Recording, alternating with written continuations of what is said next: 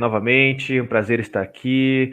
Boa tarde a todos. Quem está aí no sábado à tarde, ou mesmo quem vai assistir a gravação, que está em busca de pelo menos conhecimento, ou pelo menos um norte, em buscar alguma informação nova sobre a profissão ou sobre as profissões afins. Sou Felipe Bandeira Lima, de novo sou fisioterapeuta e venho falar aqui da importância da ação integrada da fisioterapia e vou focar num tema mais fácil, né, que está em evidência, que é o Covid-19. A gente vai falar, já foi falado bastante aqui por muitos profissionais, agora com muita informação específica e com prática baseada em evidência do professor André, bem a variabilidade de frequência cardíaca. Eu acho isso muito importante a gente precisa ter controle sobre nossos alunos e pacientes, né? Então isso é muito importante, a gente vai entender o porquê agora. Vamos dar uma retomada e uma relembrada, então, em qual que é a necessidade e qual que é a importância da gente entender esse, vamos dizer, evento, né, que é chamado Covid, e por que que ele é tão importante e vai estar abalando tanto a sociedade, vai abalar a sociedade, se a Covid acabar amanhã, se amanhã a gente encerrar todas as contaminações, se ninguém mais for contaminado, ele vai continuar abalando nos próximos 10, 15, 20 anos, e por quê, né? Então nós vamos entender isso agora um pouquinho, vamos relembrar um pouquinho o que é o Covid-19. Então lá em 2019, começou uns casos de pneumonias em Wuhan, na China, causada por um novo vírus chamado de beta-coronavírus. Então, e ele precisava ser estudado, e ele ainda precisa ser estudado, porque agora ele virou uma condição de saúde pública global, está afetando o mundo inteiro, todas as pessoas, independente de raça, independente de sexo, independente de IDH, independente se você é treinado ou não. Como ele te afeta é uma coisa, mas que você vai pegar ele, pode pegar sendo treinado ou não, você vai pegar. Então a gente um problema absurdo que a gente não consegue lutar, né? Algo tão pequenininho que ninguém consegue ver e a gente está tendo esse problema. E temos que ter a vigilância cuidadosa, por quê? Porque ele se adapta. Todo vírus tem uma capacidade de adaptação. E o Covid em si, ele se adapta muito rápido. A gente vê, todo mundo fala dessas variantes, né? Nessas letras, os números, né? Alfa, beta, gama, enfim. Essas variantes não é só nomenclatura. Ela muda como que ela vai se alastrar, como que ela vai influenciar o nosso organismo e, principal, como é que a gente vai ter interação, por exemplo, com outros medicamentos, com outras doenças, como é que ela consegue absorver do nosso corpo a nossa fragilidade, ou como ela consegue atacar a nossa fragilidade no corpo, ou mesmo a nossa principal defesa, né? Então, vamos lembrar um pouquinho, esses aqui são os dados de ontem, hoje deve estar um pouquinho mais. Só no Brasil, nós temos mais de 20 milhões de pessoas que tiveram infecção de Covid, tá? Casos de infecção de Covid. Nós temos 40 mil novos casos por dia e chegamos a 566 mil óbitos, né? Passamos 566 mil óbitos, com uma média aí de 1.148 óbitos por dia. Só que nós temos que pensar, por essas pessoas aqui, infelizmente não temos mais nada para fazer, né? Infelizmente, temos que fazer luta, temos que lutar políticas públicas melhores, lutar por condições de saúde melhores, né? Mas agora, pelas pessoas que foram recuperadas, é isso que nós temos que observar. São 20 milhões praticamente de pessoas que se recuperaram, 500 mil que ainda estão em acompanhamento. Mas considerar recuperado no Covid é considerar o quê? Considerar que ela está 100%? Não, que ela saiu do risco de morte. Isso é ser recuperado no Covid nesse momento pra gente. Então, assim, você não está mais em risco de morte iminente. É isso que está recuperado. Então, se você acabou de sair da UTI e foi para casa, você é considerado recuperado. Você não consegue mexer o braço, não consegue levantar, não consegue ir até a cozinha, porque está tão cansado, tanta fadiga, né? Já que tá com sarcopenia, já tá com um monte de problemas, às vezes tem problema neurológico, nervoso, encefálico, e você tá considerado como recuperado. Não, você tá com falta de. Não está mais em risco de morte. Isso é considerado esses 20 milhões. E são essas pessoas aqui que nós vamos ter que tomar cuidado com elas. Por quê?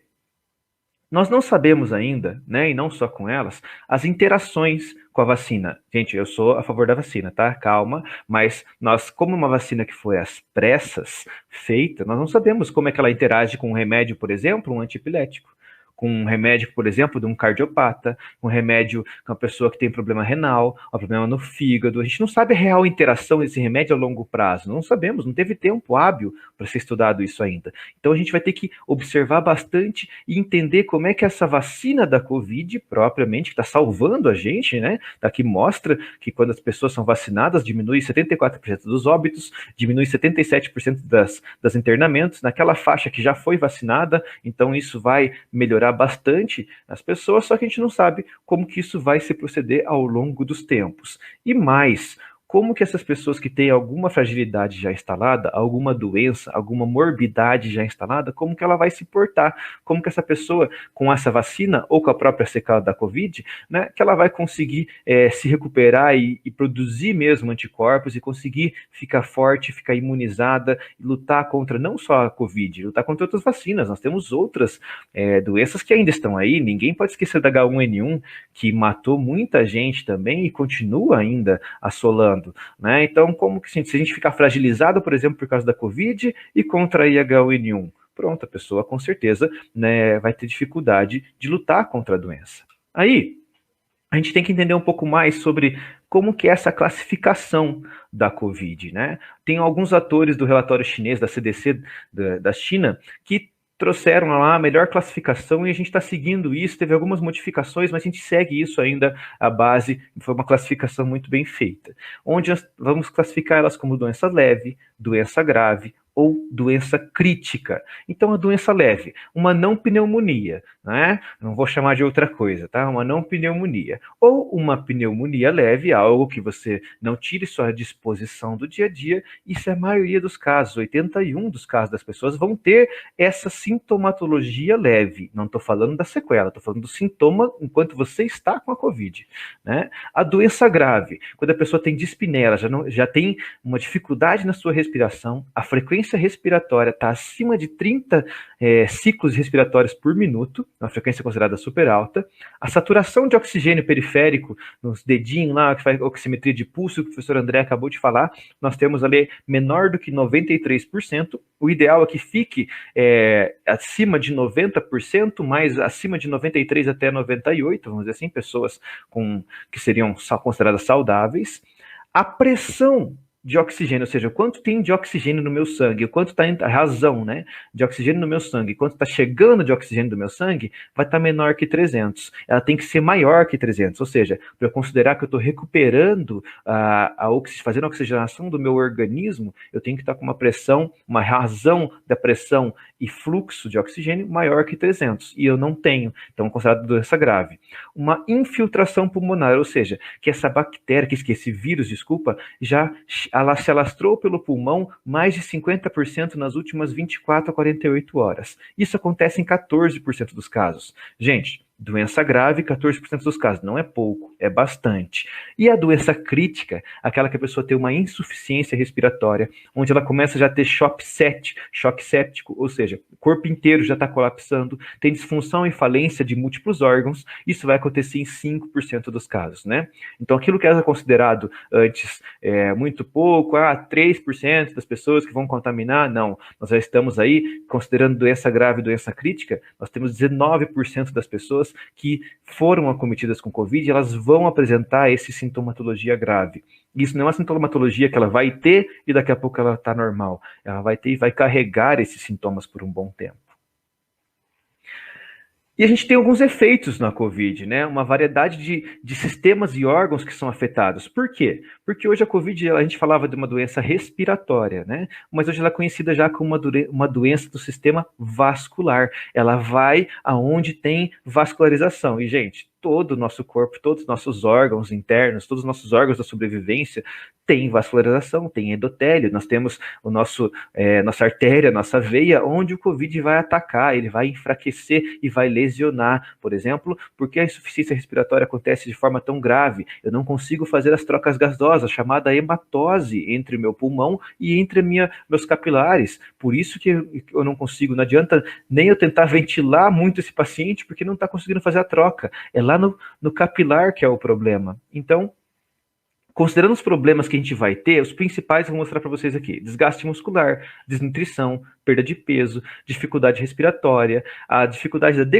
deglutição, ou seja, engolir, a decorrente da intubação. Isso só das coisas que a gente está tentando melhorar, né, na pessoa. Isso vai ser um trabalho enorme para a reabilitação. Pode durar o quê? De 6 semanas a 6 meses o processo de reabilitação. Agora, quando a gente fica aquela pessoa que fica com mais de 6 semanas com essa sintomatologia da Covid, normalmente o que ela pode ter? Né? O que essa pessoa pode apresentar? Então vamos pensar aqui no dia a dia. O que o colega que teve uma sintomatologia grave, vamos dizer assim, ele pode estar apresentando? Continuar com dores de cabeça, continuar com dificuldade de atenção, perda de memória, apresentar ansiedade, apresentar depressão, apresentar perda de cabelo, já foi mostrado hoje aqui para vocês, a perda do paladar ou olfato, acho que é o mais conhecido, ter zumbido no ouvido, né? Ficar parecendo que você acabou de sair de uma balada forte, ficar o tempo inteiro com zumbido no ouvido, a palpitação cardíaca, a insuficiência cardíaca,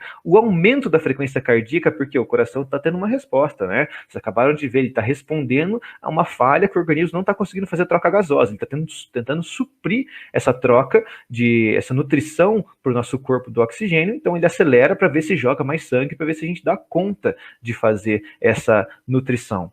A radiografia do tórax desse indivíduo, o raio-x do peito é normal, ou seja, o pulmão desse meu indivíduo vai estar totalmente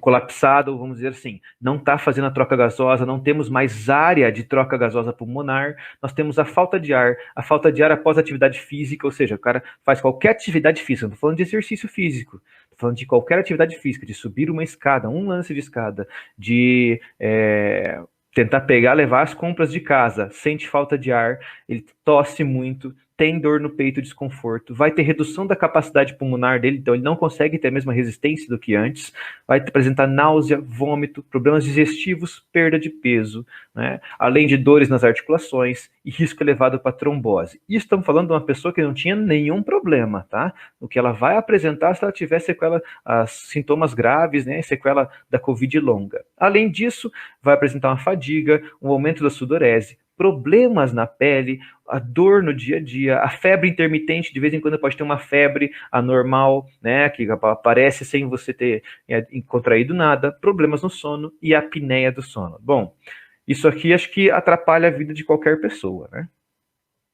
Aí, separando, tirando tudo isso que a gente pode ter da Covid, vamos pensar um pouco mais o que vai afetar mais nós profissionais do movimento, né? Que a gente precisa falar profissionais que vão trazer a movimentação para os nossos indivíduos. Nós temos evidências que já falam sobre morbidades neurológicas e psiquiátricas, ou seja, se a pessoa que fica 6 meses após a infecção de Covid, ela já está com um problema enorme, sequela neurológica. Então, o que é uma sequela neurológica, gente? É a mesma coisa se a pessoa tivesse tido um AVC, né? Se a pessoa tiver, por exemplo, uma polineuropatia, um Guillain-Barré, uma pessoa tiver alguma mielite transversa, uma encefalite, um problema até de enxaqueca crônica, vamos dizer, tem tudo isso está sendo evidenciado. E não se limita só nas pacientes com Covid grave, se limita naquelas pessoas que foram infectadas, que estavam com aquele sintoma leve, podem apresentar problemas neurológicos e psiquiátricos. Ou seja, essas nossas principais aqui, ó, dor de cabeça, dificuldade de atenção, perda de memória, ansiedade e depressão, elas não são só para aqueles 19% do grave e do crítico, elas são para os 100%, até para as pessoas que tiveram sintomatologia leve, e esse é um problema muito sério. Aí eu peguei alguns desses sintomas, desses nossos déficits funcionais que nós vamos apresentar, de 14 a 3 meses ou maior que 3 meses, nós temos aqui o declínio físico e a fadiga persistente. Nós podemos atuar em conjunto, fisioterapia e educação física. Esse aumento da frequência cardíaca de repouso, nós podemos atuar a longo prazo, principalmente educação física, trabalhando na periodização, treinamento a longo prazo, para conseguir reduzir essa frequência cardíaca novamente. A polipneia pós-atividade, além da pessoa ter aquela falta de ar, ele aumenta a ventilação, o volume, o tanto que ele inspira e expira de ar para tentar recuperar essa essa respiração dele. Uma periperímio ou miocardite, então inflamação do coração, temos que tomar cuidado. A partir desse momento aqui, nós temos que tratar esse indivíduo como um cardiopata. Nós temos que fazer a prescrição de treino e tomar os cuidados, fazer os controles de treino, como o professor André já acabou de falar, como se a pessoa fosse um cardiopata. Temos que tomar muito cuidado para não levar essa pessoa ao risco de morte, né, durante o exercício. Nós temos a estrutura funcional e cerebral do meu cérebro, a estrutura e a função do meu cérebro alteradas. Nós temos lesões, lembrando que o cérebro é todo irrigado também. Nós temos a parte vascular cerebral, onde qualquer parte dessa que for lesionada, aquela região, aquela área que seja da atenção, da tomada de decisão, da memória visual, da memória do cheiro, da memória do sabor, do controle, do planejamento do movimento que a gente faz, vai estar alterado. Ou seja, a pessoa pode ter déficit de movimento, ela pode ter déficit de coordenação, ela pode apresentar tremores, pode apresentar episódios de epilepsia. Nós podemos apresentar diagnósticos psiquiátricos, como nós falamos, diminuir a qualidade de vida e sequela olfatória e gustativa. Tudo isso aqui a gente consegue atuar como profissionais do movimento. Então, já demos a dica aí para que caminho a gente vai seguir, né? Então, trago ainda mais, né, um artigo recém-saído do forno aí, das manifestações neurológicas severas para quando a pessoa tem na síndrome da Covid, ou seja, ela fica com a sequela de Covid com a permanência longa. Ela pode ter uma encefalomielite, uma encefalopatia crônica, ou seja, uma inflamação do cérebro, uma inflamação do tronco encefálico, uma inflamação da medula espinhal. Ela pode desenvolver uma polineuropatia, ela pode ter uma degeneração dos nervos periféricos, então a pessoa perde a sensibilidade, pode perder a função de movimento, a força de movimento desses membros. Nós podemos ter aqui uma inflamação multissistêmica em vários órgãos do nosso indivíduo. Então, só um exemplo do que pode acontecer e do que a gente pode ter que reabilitar e treinar esses nossos indivíduos. E como a gente vai poder intervir, então? Eu não vou ficar não vou ficar na parte hospitalar, nós estamos pensando nessas pessoas que já se recuperaram, né? A parte hospitalar, todo mundo já está sabendo que tem que treinar, tem que fornecer oxigênio, tem que fazer o prono, tem que fazer a mobilização rápida dessa pessoa, colocar ele em pé o mais rápido possível, evitar a perda de volume muscular, enfim, né? A gente tem vários estudos nesse sentido já, que já está estamos conseguindo chegar num consenso quanto a isso. Agora, nós temos algumas diretrizes que eu vou falar um pouco da fisioterapia, como que a gente vai avaliar e como fazer alguns testes de avaliação da fisioterapia e como a gente pode seguir, então, para o trabalho da equipe multidisciplinar, junto com a educação física, para um segmento mais a longo prazo. Lembrando que a educação física vai seguir a pessoa praticamente pro resto da vida. A gente vai pegar essa parte crítica, trabalhar em conjunto e depois o profissional da educação física vai ter que seguir essa pessoa e tomar os cuidados, né? Então, isso que a gente tem que deixar fica claro que nós estamos falando da saúde dessas pessoas. Então, alguns problemas clínicos, por exemplo, aquela redução da tolerância do exercício, a pessoa não consegue mais tolerar o exercício, qualquer exercício. Uma avaliação sugerida, bem leve, para pessoas que têm essa fadiga, é o teste de caminhada de 6 minutos e o step test. Então, a gente tem essa função, a gente avalia desse jeito para saber como é que ele vai estar melhor. A redução da força muscular esquelética, então, por dinamômetro manual, teste de força por esfigmomanômetro, o teste de 1RM, a redução da flexibilidade, temos diversos amplitude de movimento, com goniometria e tal, mas teste de dedo ao solo para membros inferiores, teste de banco de Wells para membros inferiores e o teste de backstretch para membros superiores, em pegar a mão atrás uma da outra ali para a gente saber quem consegue encostar os dedinhos atrás das costas, né? Alteração de equilíbrio, além da marcha, de tandem, o semitandem, a gente vai avaliar também a escala de equilíbrio de Berg, a alteração de mobilidade, teste de velocidade de marcha, um exercício bem legal é levantar e ir, né? O time de up and go, o indivíduo está sentado, ele sai, levanta, dá a volta num cone, senta de novo, você pode avaliar a velocidade e a qualidade do movimento que ele está realizando, né? Se ele desequilibra no caminho, se ele consegue fazer de forma mais adequada.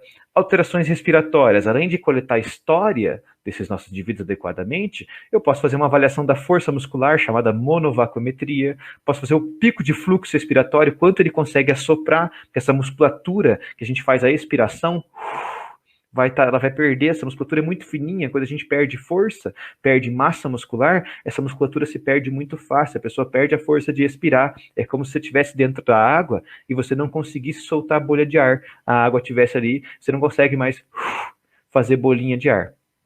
Oximetria de pulso, então, nosso oxímetro, lógico, para a gente avaliar e saber como é que esses indivíduos estão reagindo. Tenho 2 pacientes que têm sequela de Covid e já deixo bem claro, qualquer sequência de exercício que passe de 5 repetições, a saturação de oxigênio cai de 93, vai para 84, 85, você tem que parar, deixar ele descansar um pouquinho. Os tempos, intervalo entre séries de exercício, intervalo para o repouso, é muito maior, porque até ele recuperar, até ele conseguir dar uma carga novamente para o músculo dele lá, conseguir fazer a limpeza dos resíduos daquele treino e conseguir trazer novos nutrientes, isso demora mais, então a gente precisa tomar mais cuidado e ter um pouco mais de paciência, aquele paciente que a gente vai ter que pisar no freio, né, para conseguir fazer esse trabalho. E principal aqui, que influencia todas as profissões da saúde, mas para nós a gente consegue trazer isso de uma forma um pouco mais evidente, é a atividade e participação. Como assim atividade e participação? Nossa ideia não é que a pessoa ela consiga ter uma participação melhor no dia a dia dela, então, se ela tiver alguma incapacidade, eu tenho que saber se essa incapacidade é o membro superior dela, que está tendo essa incapacidade, é o membro inferior, ou se ela está vulnerável clinicamente. Como assim? Se ela, por causa dessa incapacidade do membro superior da perna ou total do corpo, se ela não consegue, por exemplo, atravessar a rua, se ela não consegue sair de casa, se ela não consegue ir na farmácia, ir na padaria, ir no mercado, coisas simples que todo mundo tem que conseguir fazer, ela está incapaz, ela está dependente, né? Sintomas de dispneia e fadiga, então a escala de percepção subjetiva de esforço, de escala de Borg, ou a escala de dispneia da Medical Research Council, né, MRC, é bem interessante essas escalas para a gente utilizar para saber se a pessoa, se a perguntar para ela e mostrar o desenho, quanto que você está aqui de 0 a 10, 0 a 20, né, quanto que você está de esforço respiratório. E a qualidade de vida, além da gente coletar a história, tem vários questionários de qualidade de vida que a gente pode aplicar na pessoa. Se for um adulto, tem questionário de adulto, de criança, tem de idoso, tem de obeso, por exemplo, tem para pessoas que já tiveram AVC. Você tem diversos questionários de qualidade de vida específicos para você aplicar naquela pessoa, naquela população ali, que ela se encaixa, para você verificar se ela vai evoluir ou não. Então, agora, já que eu falei como a gente vai avaliar, qual que é o caminho, e a equipe multiprofissional, qual que é o nosso papel em conjunto? A gente vai trabalhar a musculatura respiratória, desde aquele cara que não está conseguindo fazer 5 repetições, até ele voltar para o futebol de final de semana dele, não é isso? Treinar o padrão respiratório dele. Às vezes ele inverteu o padrão respiratório, está com um padrão respiratório paradoxal, quando ele inspira, a barriga encolhe, quando ele expira, a barriga estufa, então está paradoxal, ou o próprio tórax está fazendo nesse sentido. A nossa melhora da capacidade aeróbia, a melhora do treino de força de resistência, o equilíbrio, aprimorar a flexibilidade, o controle neuromuscular, e não só falando de conseguir contrair, mas o planejamento do movimento, a coordenação para quem teve essa lesão neurológica, alguma lesão encefálica, cerebelar, tronco encefálico, da medula ou dos nervos periféricos. E, se for preciso, a gente tem que ser sincero. O principal para você não é fazer comigo, é você ir para um psicólogo. Nós temos que ter essa humildade também. Não é achar que a gente resolve tudo, né? Se resolvesse tudo, a gente estava lá em outra cidade, lá no Oriente Médio, né? Resolvendo o problema do mundo, e não aqui. A gente não resolve tudo. A gente tem que mandar para outros profissionais, principalmente psicólogo, que eles são treinados para se a pessoa tiver uma saúde mental muito debilitada, para depois ela vir para a gente e falar assim, não, agora eu estou preparado para receber e enfrentar os meus desafios do dia a dia. E temos que lembrar, então, que essa saúde que a gente quer buscar nesses indivíduos é aquele clássico, né? Um estado completo bem-estar físico, mental e social. Então a gente tem que dar fisiologia para o meu indivíduo de volta, tem que melhorar a fisiologia dele, tem que melhorar a mente dele e reinserir ele na sociedade. Então a gente vai ter uma busca daquele espaço na Organização Mundial da Saúde, né, que fala que é 150 minutos de atividade física de moderada a intensa, a 300 minutos, para a gente falar assim, por semana, pronto, você conseguiu voltar para patamar aqui, agora você é uma pessoa que voltou para o seu dia a dia, agora é só manter essa atividade. Mas com esse paciente a gente vai demorar, a gente vai ter um longo caminho para chegar nesses 300 ou 150 minutos semanais, e lembrar que se a gente passar disso, forçar demais, nós estamos expondo esse paciente a riscos e problemas aí de saúde. Lembrando que o exercício físico de longa duração, a longo prazo, ele melhora nosso sistema endotelial, onde a COVID atua, e nosso sistema imunológico, onde a gente combate a COVID, né? E maiores níveis de atividade física está diretamente, inversamente associado com o menor nível sintomas da COVID-19. Ou seja, quanto melhor for seu nível de atividade física, menor vai ser os sintomas. Não quer dizer que você não pega, não quer dizer que você não vai ter sintomas, vai dizer que você vai ter mais a menos. O sintoma vai ser mais ameno, né? E a funcionalidade? Então, tudo isso que a gente está falando é para essa pessoa voltar a ser funcional. Isso aqui depois, Léo, para quem quiser, eu posso deixar, deixei bem bonitinho para quem pediu os slides ali, mas vamos focar nessa imagem que ela resume o que a gente está trabalhando aqui.